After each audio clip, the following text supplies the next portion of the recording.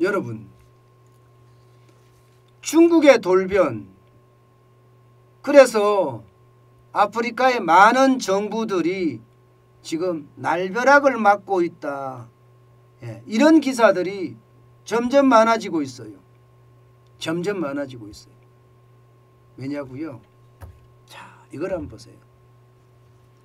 중국 정부는요, 2016년 대비 2019년에 아프리카에 대한 대출금을 엄청나게 줄였습니다.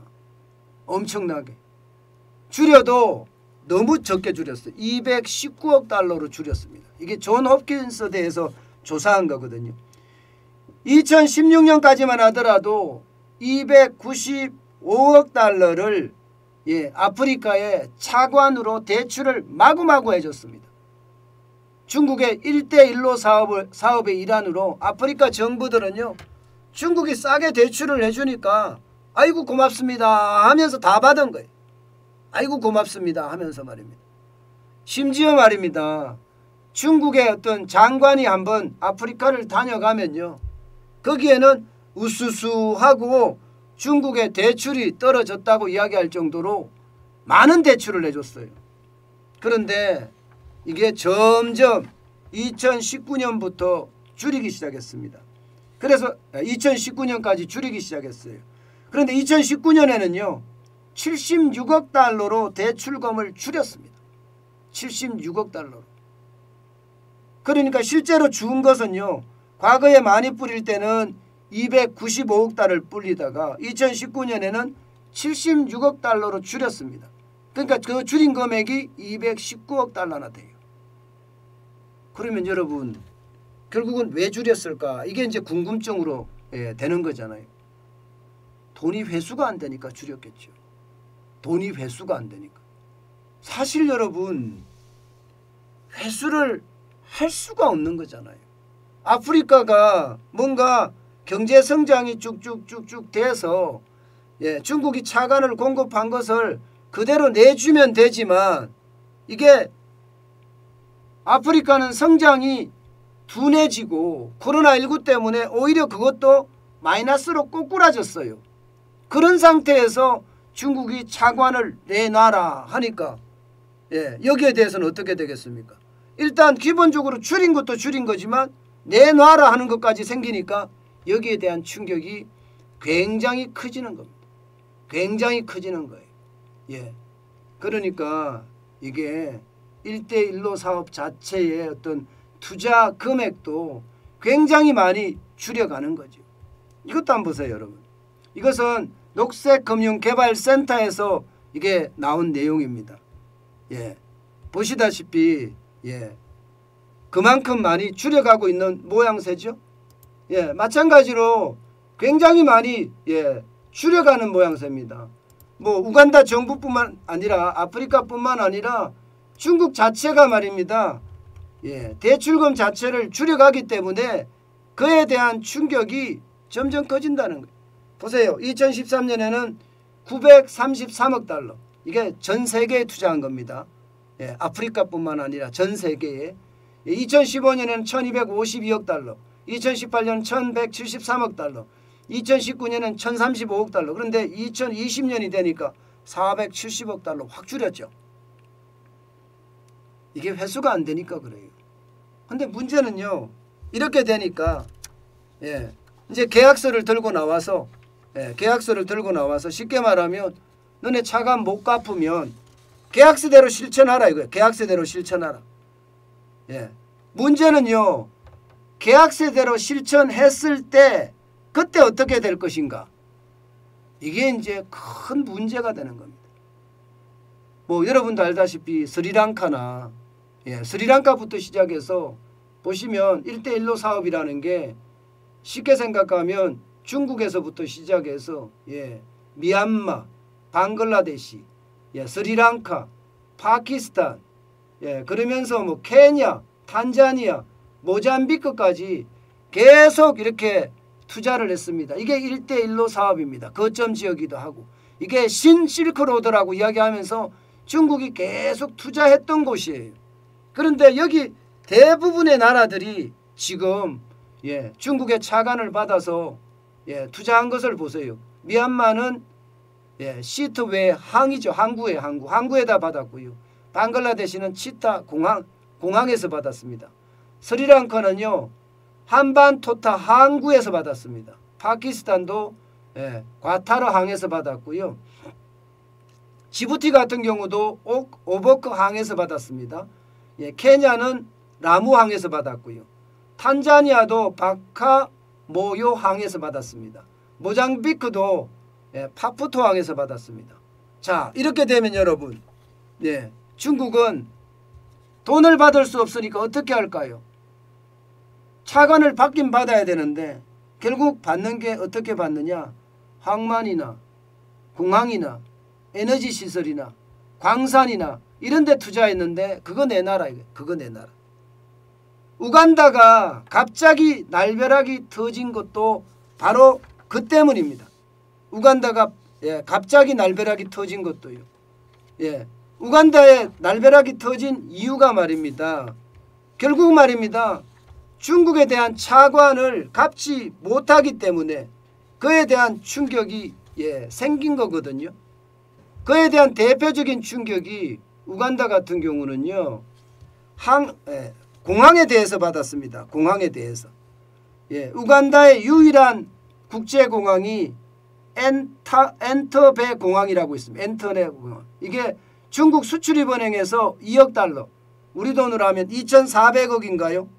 2,400억을 받아서 결국은 예, 공항을 만들었는데 그 공항이 말입니다. 차관을 못 갚으니까 어떻게 됐겠습니까? 결국 그 공항에 대한 운영권을 뺏어가는 겁니다. 그 공항에 대한 운영권. 그게 중국의 지금까지의 어떤 행태라고 이야기할 수 있습니다. 이미 말입니다. 스리랑카에서도 마찬가지. 스리랑카 있죠. 한반토타항. 여기에서는요. 차관을 못 받으니까 99년간 예, 99년간입니다. 이 한반토타항을 중국에서 예, 운영을 한다는 거예요. 99년간. 이렇게 되면 여러분 한번 보세요. 중국을 시작을 해서 여러분 미얀마의 항구, 방글라데시의 항구, 싱가포르의 항구 전부 이게 어떻게 생각하면 신식민지가 되는 것 아닌가. 신식민지가 되는 것 아닌가. 뭐 그런 예상까지 나오고 있습니다. 게다가 말입니다. 진짜 웃긴 거는요. 계약을 할 때 예, 항구에 투자해 주면서 계약하고 예, 공항에 투자해 주면서 계약하고 예, 에너지 시설에 뭐 전기 이런 거겠죠.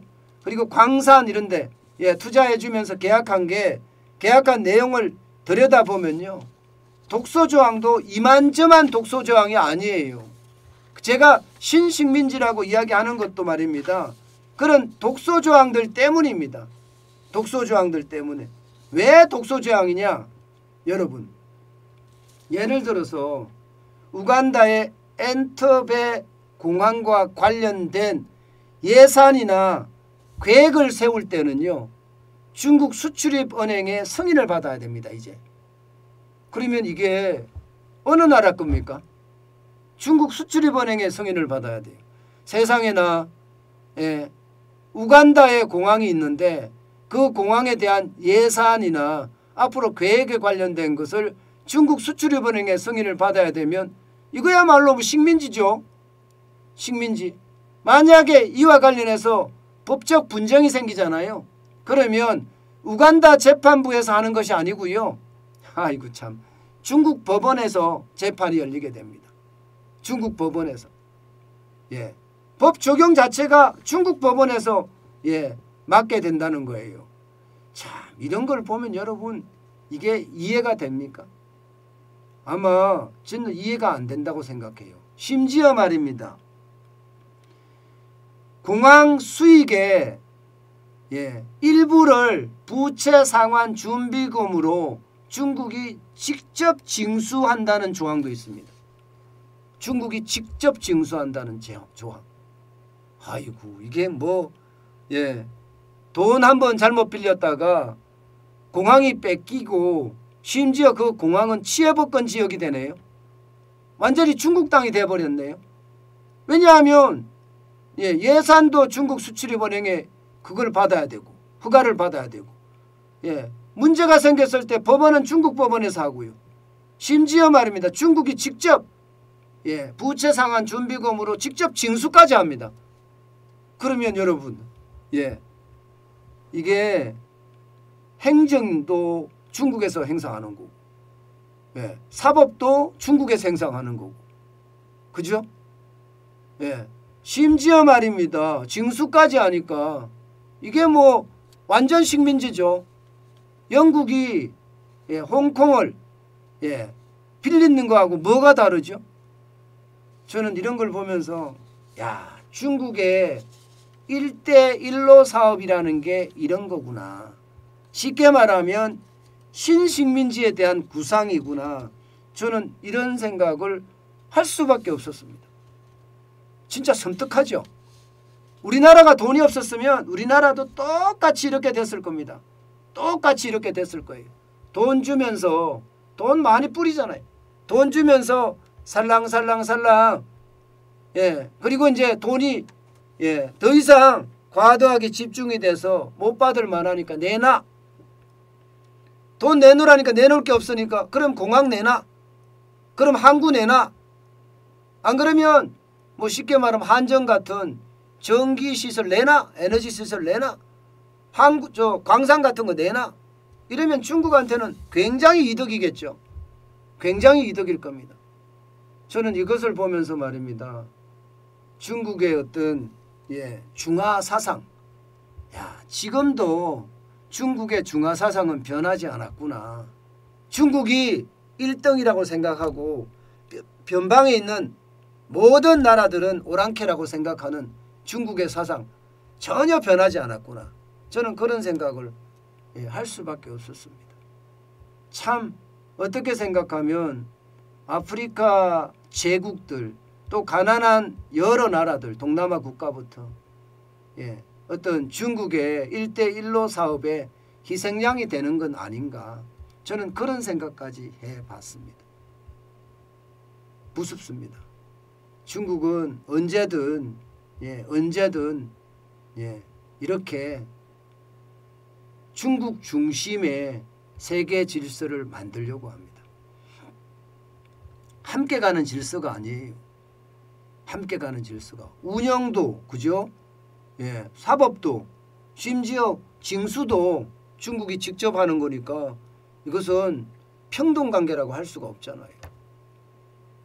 이런 상황을 보면요. 우리가 중국의 지금 경제 의존도가 굉장히 높잖아요.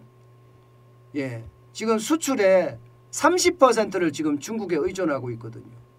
빨리 이거 다각화시켜야 됩니다. 다각화시켜야 돼서 중국의 의존도를 적어도 지금보다는 반으로 빨리 낮춰야 되고요. 심지어 더 밑으로 낮춰야 됩니다. 그러면서 말입니다. 우리 산업기밀에 대한 보호 그 어느 때보다 강력하게 해야 되고요. 그래야지만이 대한민국의 100년 대계가 있는 것 아닌가. 자칫 잘못하면 아프리카 제국처럼 아시아 많은 나라들처럼 중국에 굴종하는 속국이 되는 거 저는 불을 보듯 뻔해 보입니다. 참 안타까운 현실입니다.